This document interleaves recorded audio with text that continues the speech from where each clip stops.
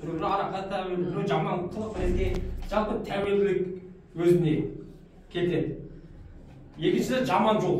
Ол жерде көбінесе жақсыдан гөрі процент жаманы көп енді оны. Жақсы да бар енді, нете болмайды. Тез ақпарат жіберу, шетелмен алмасу, анау сияқты, бірақ жаманы көп те ол жердің. Зияны, пайдасы зияны. Үшінші ғайбат алады. Ол жерде енді көбінесе өсек, негізсіз дәлелдер, ол президенттен бастап бүкіл елдерге жаман не жала жабу, жаман көрсету, қоғамды кінәлау, жұмыс істемей жатқан адамдарды көрсету, қазір қоғамда енді өздері білесіздер, мен қысқаша айтып өтейін.